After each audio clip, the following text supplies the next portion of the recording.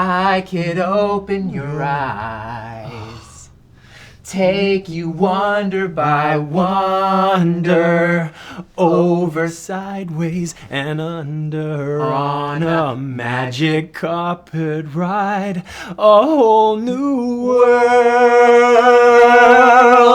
a new fantastic point of view.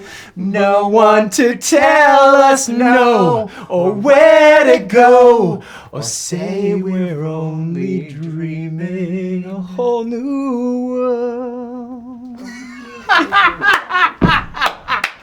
Dude, you're awesome. This is going to be a great interview.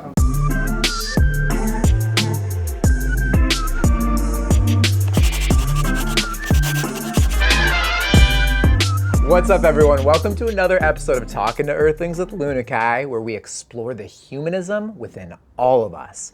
Today we welcome actor and writer Nathin Butler. He graduated from the National Institute of Dramatic Art, has worked with notable actors like Hugh Jackman and Aaron Paul, and grew up on a ranch in the outback of Australia. Nathin, thank you so much for being here today. Of course, Lunakye. I'm stoked to be here. I actually want to add, I did grow up on a ranch, but I was actually born on a ship off the Gulf of Carpentaria of Australia, so at the top of Australia. And I guess, you know, the first few months of my life, I lived on this ship, and my dad and his three brothers, Warren, Barry, and Eddie, and John, they were kind of like modern day pirates. And you know, I was like, obviously I was so little, but you know, my dad and mum would tell me these stories. But you know, they would like, you know, raid ships and like, you know, to get money. And then they eventually came into Australia and they bought the ranch, and then that's where I grew up and lived my life. But yeah, that didn't happen. That's just a joke. Oh. It's April Fool's Day, so April Fools. Gotcha. You did get me. I just thought of that while you were giving my intro. I just was thought literally of that. about to be like, your parents were pirates? But actually, crazy story, and this is true.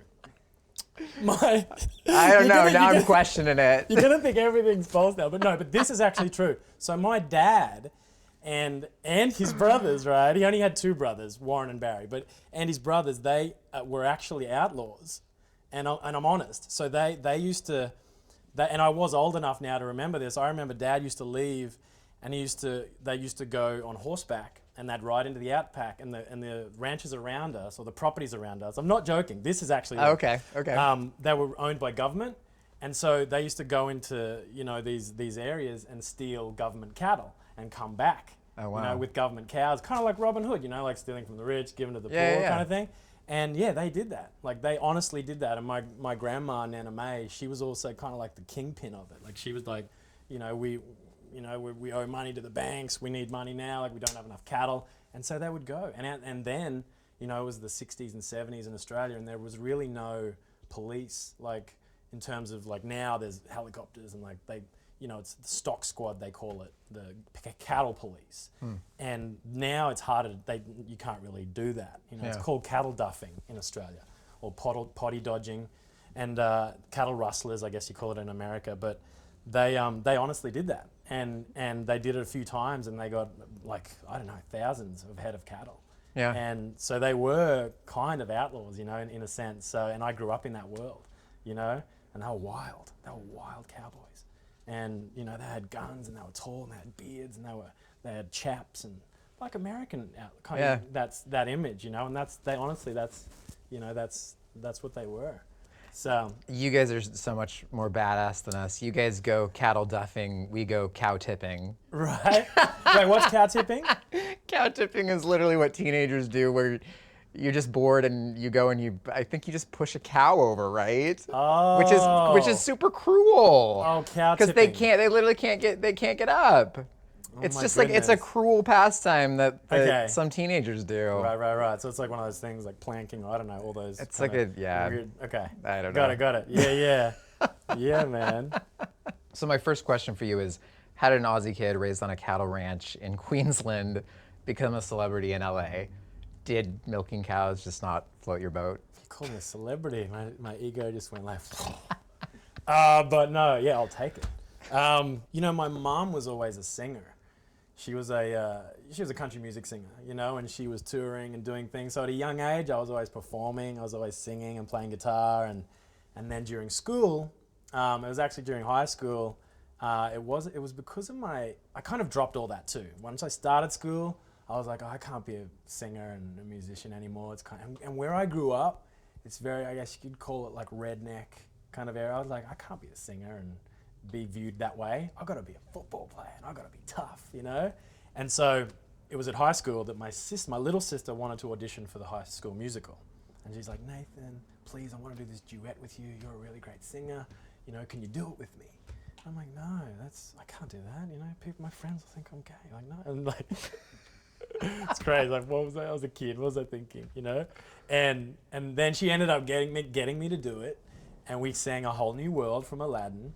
And my sister got a chorus role, and the director and drama teacher, she wanted me to play the lead in the musical, which is the Threepenny Opera, to play Mac the Knife. An awesome role. I mean, I didn't know then, but and I didn't want to. I said, no, I'm not doing it. I was just here for my sister. And she chased me around for like 2 weeks around the school, finding me everywhere, going like, Nathan, you have to do it. There's no one who can play him here. There's no one, even. And so I was like, no. And I finally said yes. And then I'm so glad I did, because it was amazing. I was in like a huge theater in the main town where we lived, and it was like a 800 seat theater that was packed, and I was on stage and performing for a week as this guy, and it felt amazing. And then I went on to do many other musicals and productions, and then I auditioned for NIDA when I was 17 and got in, and here I am, dude. That's it. That's it. So. That's awesome. You mentioned that your mother was a country singer. Did she inspire your love for the stage? And also, what other actors influenced you as a young actor? I'm glad you asked that, Lunakye. My mum inspired me so much. Like her imagination. She still does. She's still with us. And her imagination and her just her beautiful soul and the way she is as a person, like she's a poet and a lyricist and she's just like a flower that was out there in this harsh environment. And she really, made my childhood such a joy, and even my life now such a joy, because she's constantly so inspiring. And I forget the next part of the question that you said. What was it? It was, which actors inspired you as a young actor? Actually, interestingly, what kind of made me kind of audition for NIDA and gave me that next kind of impulse to take that leap and audition for the National Institute was the NIDA graduates. They actually came to my town and did a play. And I was just like, wow, look at these guys, and girls, they're incredible. I was like, saw them up on the stage, and I was like, it just inspired me to no end. And then, once I got into NIDA, and then I met them, and they just become friends and colleagues, and then you realize that you're now one of them, but that was it. I was like, these guys are amazing, just so much confidence, and just these characters they're playing, and it just seemed like so much fun. So you must have done well in acting to get into the National Institute of Dramatic Art. 1,500 people apply for 185 student positions. And I don't know what the number is, but I think it's somewhere crazy like that. Thousands of people apply, and they choose for all the different departments, of the entertainment industry. They choose, 20 people. They chose 20 people for the acting class, and then, so many for the directing and whatever. But yeah, 20 out of whatever, a few thousand people. It was it was amazing to get in. Was like you get on a short list of 50 people. And then, I remember them calling me right before Christmas time in 2002, I think. And yeah, they called me, and, my mum was there, and I couldn't believe it. Actually, my mum was more excited than I was. I answered the phone, I was like, oh, what? It was like, we're accepting you. You got in. You're into the National Institute. I was like, okay. Mum, And I like gave the phone to her, and then she got the information, and she like got excited, and I did, and yeah, and it was so great, such an amazing experience to go there. I can tell that your mom really means a lot to you. She really does. Yeah, she's just a beautiful human being, you know. It's amazing. Thanks. So your first big role in the States was General Hospital, right? Right. Yeah, that's right. I played Dr. Ewan Keenan. How is working as a soap opera actor different from stage and or film? I think just the like amount of time you have to prepare. I can remember driving to work and like trying to memorize my lines while I was driving to work, because I'd have 30 pages of dialogue to memorize that day or more, sometimes more. We were squeezing in almost 2 45-minute episodes per day, so you can imagine. And the brain can only handle so much, and after a certain point in time, like, I don't know, it was usually for me after lunchtime, I would just go up on a line, which means I would just dry on a line. I would just, I just don't know what the next thing is. I'm sorry, but I need to go back, and I would have to apologize and go back. But that would be the main difference. But other than that, I think it's, I guess on the stage you would maybe have to project more, if you're, unless you're doing music theatre and you're mic'd up, but, projection may be a thing, but the acting should essentially be the same in that it's got to be grounded in reality, I guess, or like come from an authentic place. That's what's similar. General Hospital is the longest running soap opera in production, is that correct? Yeah, I'm not sure what year they're on now, but well over 50 years. I think it's been on air. That was an honor to work on and to be introduced as a new character in something that's been around for so long. Yeah. But you haven't been on it since when? I think my last episode was, I want to say 2012. All right, so Nathan, can you give us an example of a short scene from a soap opera? You're Dr. Ewan Keaton, and I'm a man whose finger is stuck up my nose. Okay.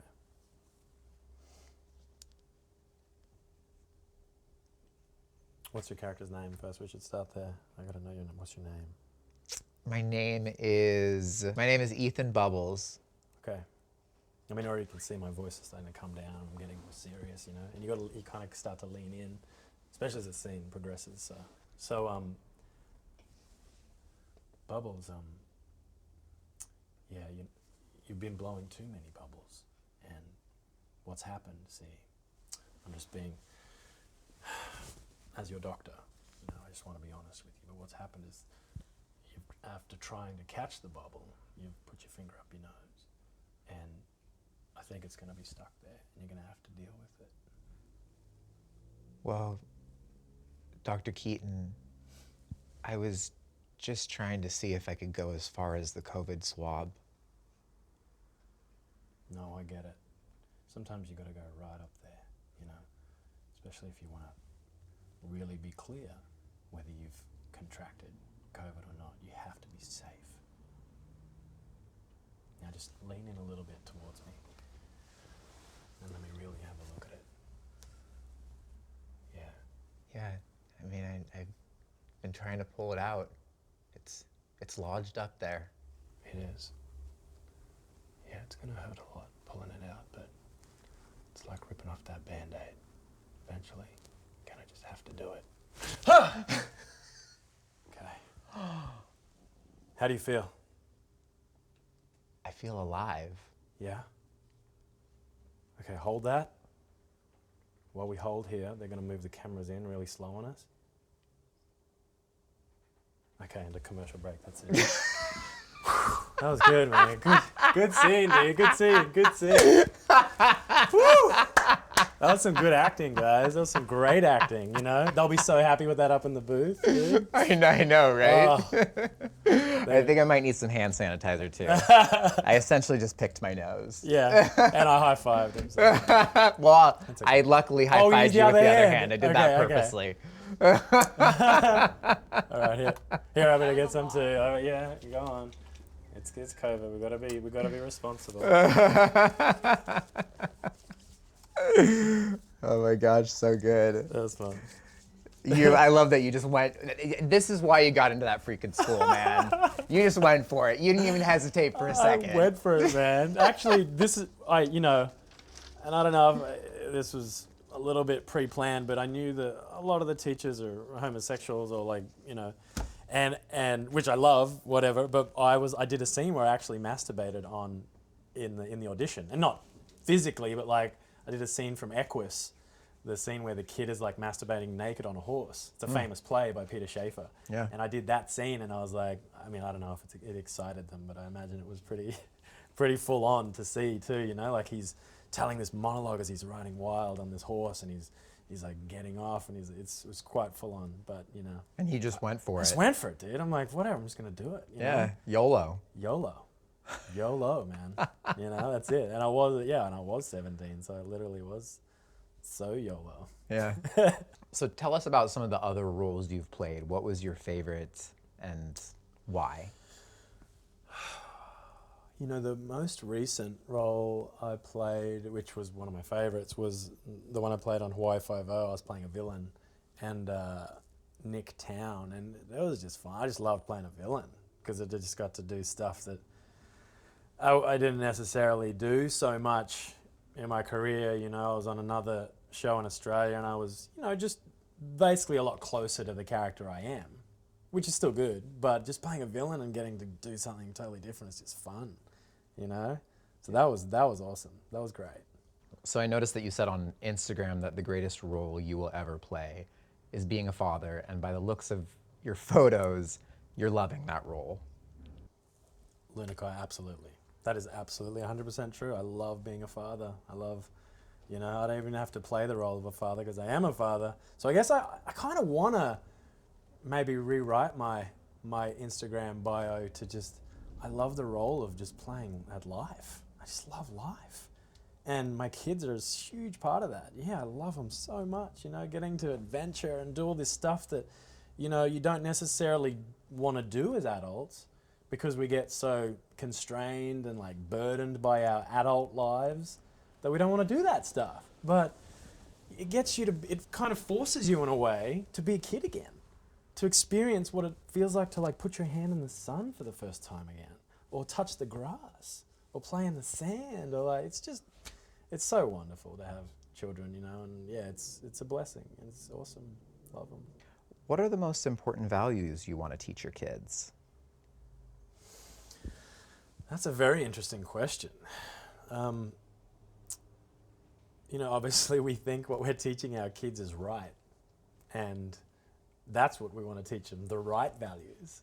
So whatever that really is, I like to hope that I'm being a good parent or a great parent in teaching them the correct or the right values in life. But at the end of the day, honestly, I don't think it matters, because kind of whatever happens and whatever is that's what it is, So even if you were a bad parent or you thought you were a bad parent, your child could go on to be someone like super successful, or even if you did come from a broken past or whatever, you could still go on to do amazing things and be, super successful. Or even in some people's eyes, like not as that successful, like financially wise, but still successful in life in the meaning of that you're just still enjoying your life fully and you're fulfilled.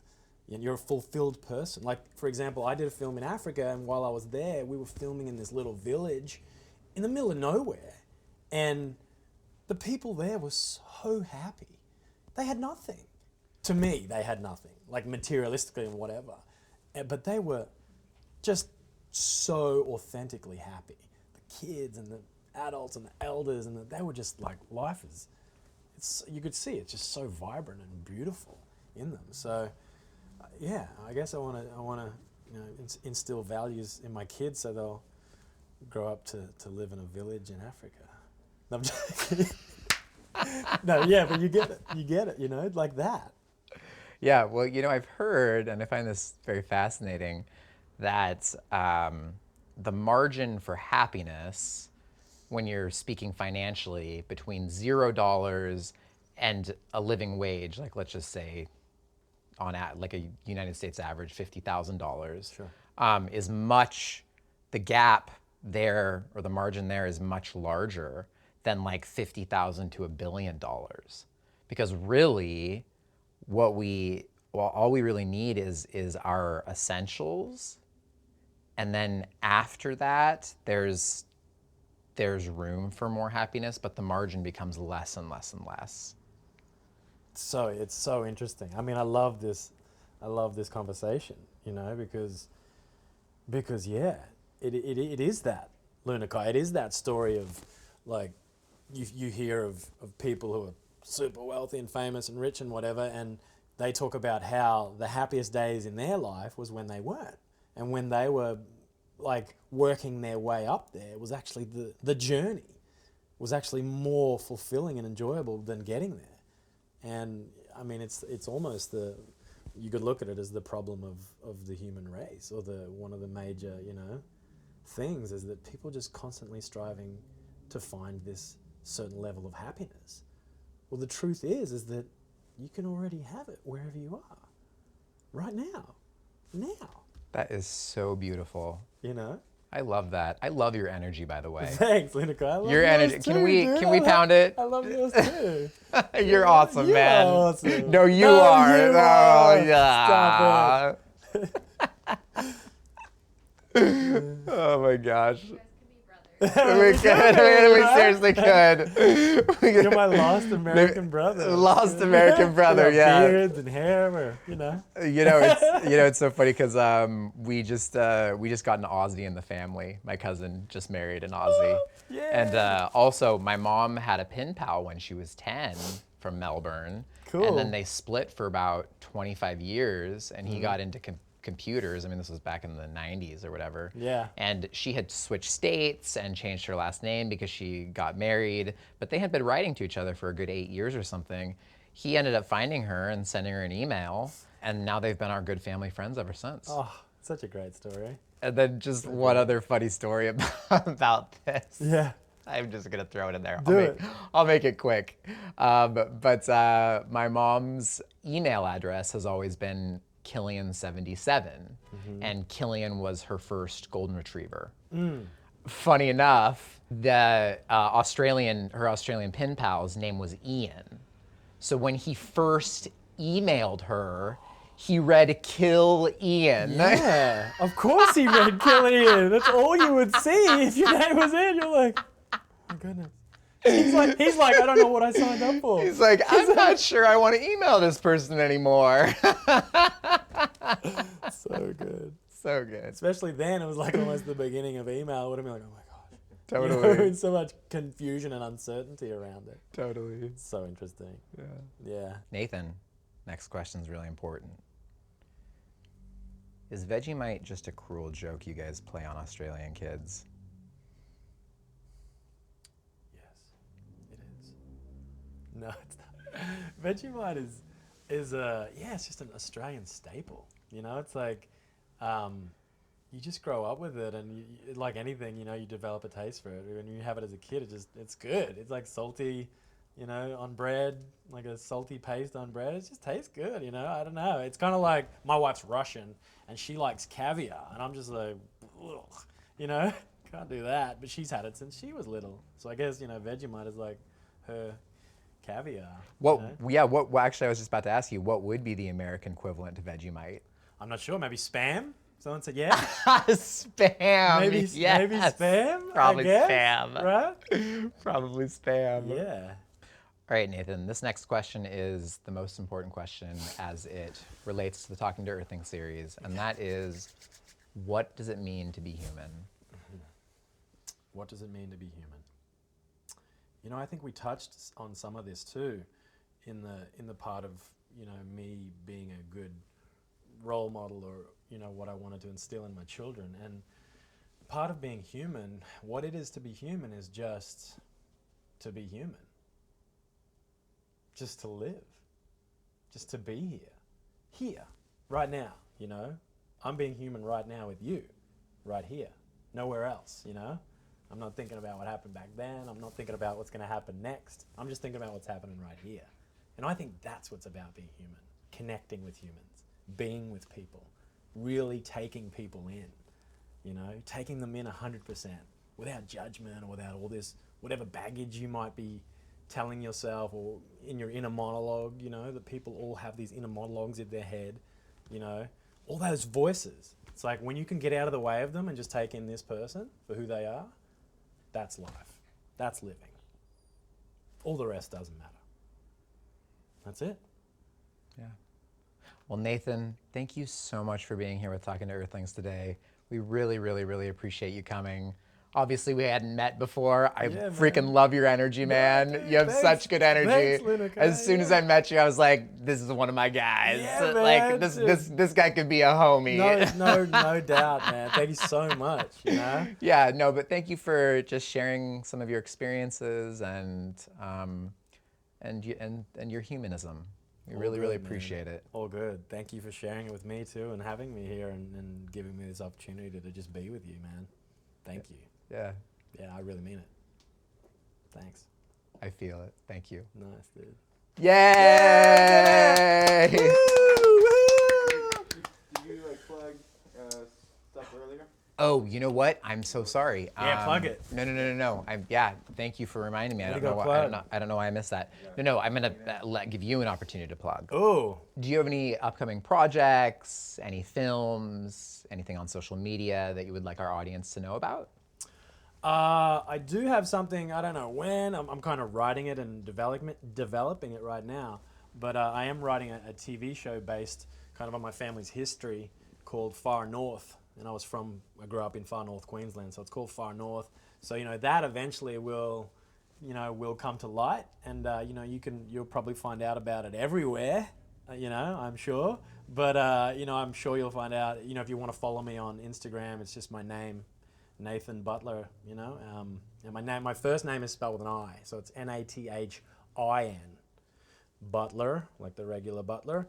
My name is spelled with an I because my brother's name was Colin, so my mum wanted the IN both to look the same. So that's it. Follow the Instas and you'll see what's going to happen. Awesome. Well, thank you so much again, Nathin with an I. Thanks, Lunakye. Kai. I just wanted to rhyme.